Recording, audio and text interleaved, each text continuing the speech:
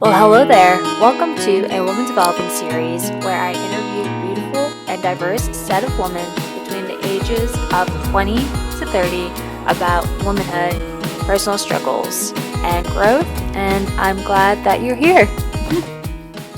For this episode, we're taking it back to my old high school, so if you're a fellow chipmunk and you're watching this, please comment so I know. Everyone, this is Emily. She is the cutest 28-year-old out there, and she is going to be the lovely lady that we will be interviewing for this week's episode. Okay, welcome back to a Woman Developing series, and today we have Emily. She's going to be our 28-year-old. And as always, we do the same questions, so we're going to start off with question number 1. Looking at the past decade in your life, how have you changed? Wow, okay, so I think I've learned so much about myself in my 20s. I think back to when I first went to college that I felt crazy confident, but then there were so many moments of really questioning, what I could bring to the table. And I think I've learned to really embrace all of the strengths and talents that I have as I've grown older. I think that I've learned to surround myself with great people who help me want to be a better person. And sometimes that takes a lot of trial and error as you're growing up. I think the 20s are really a time to find how to best succeed with the greatest people around you. And I think that's something that I really learned. Question 2, what self-doubts or struggles do you often have? Okay. I think it's hard to not struggle with body image. It's something that I think I've struggled with since I was, a little girl, and that's so sad to say. And it was something that I definitely struggled with in college, I will say. I really had an awakening about positive body image after college when I was traveling as a sorority consultant. So I got to go to different chapters all over the country. And one of the places I went was New York. So I went to Binghamton, New York, and I lived there for about 6 months. And it kind of got me out of my bubble in so many different ways in terms of culture and people's different backgrounds and just different places that people were coming from.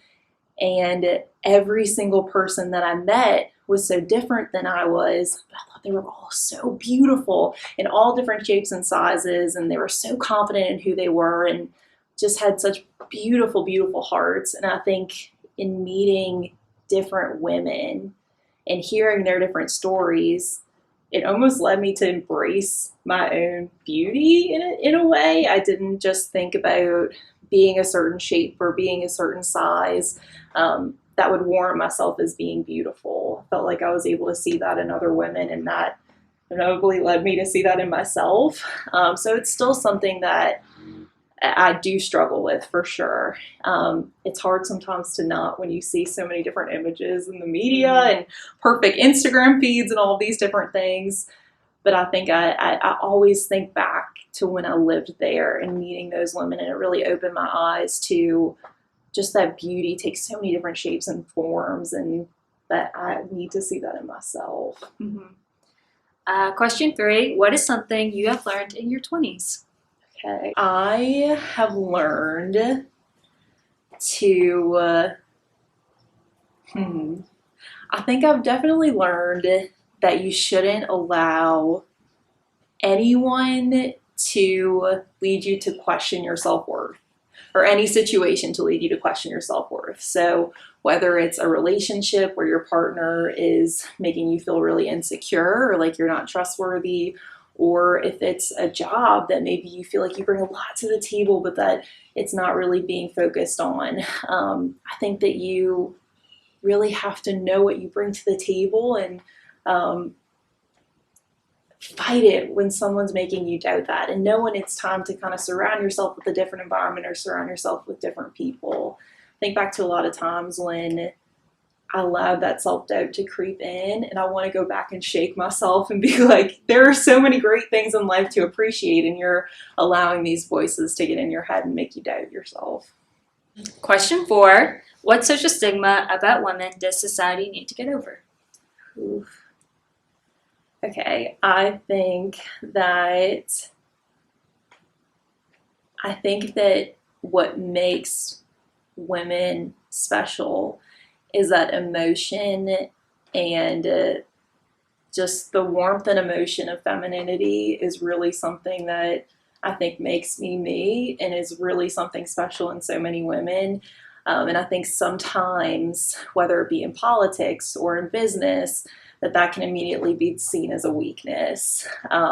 I've been fortunate enough to work with women in my entire professional life. I worked for a sorority, and now I work for an all girls Catholic high school. And I think it's the thing that makes working with other women so special.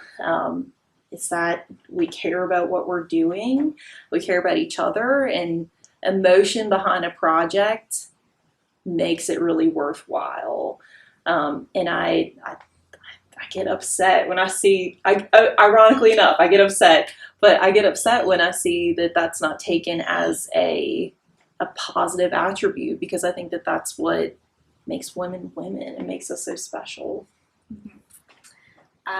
Question 5. Any regrets in your 20s? Okay.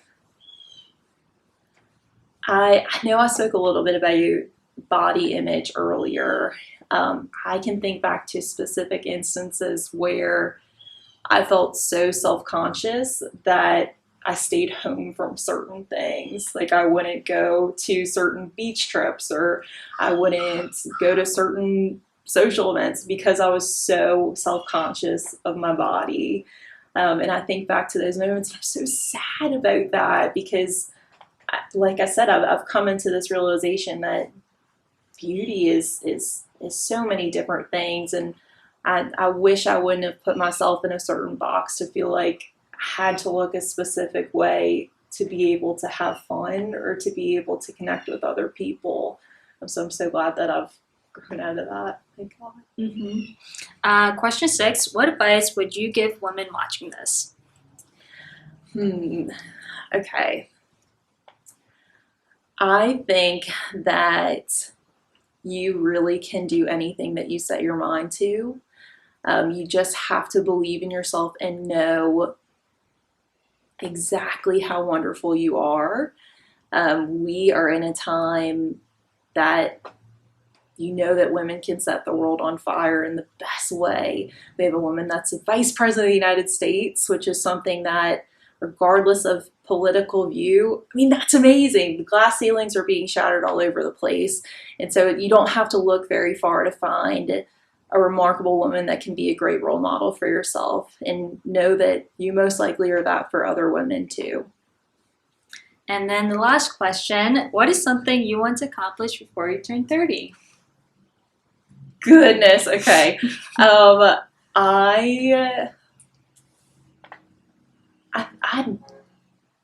I think I just want to be in a place where I'm comfortable financially.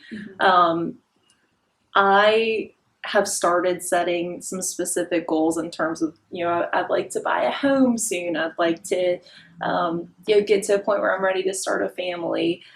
I will be honest with you, and I've tried to not put myself in the deadline of doing things before I'm 30. For a long time, I felt like I had to be married before I was 30. That is pretty common for the South, I guess you could say. I mean, I think in the university that I went to, there was a saying, ring by spring, that you have to have a ring by spring, and that was just not in the cards for me. So I would love in my lifetime to be married. I would love to start a family. It definitely is a financial goal to be able to own a home in the next few years. And I think before I'm 30, I have a niece named Layton. She's 15 months. She's so cute. But I think my biggest thing before I'm 30 is that I want to connect with her as much as possible, and be the very best aunt and nanny that I can to her. And if I'm able to do that, I think I'd be a pretty happy 30-year-old woman. Okay, well, that was the end of this episode. If you liked it, catch up with the other ones, and I'll come back with another episode soon. But let's thank Emily for being here. Thanks. And I'll catch y'all in the next video. Bye. Bye.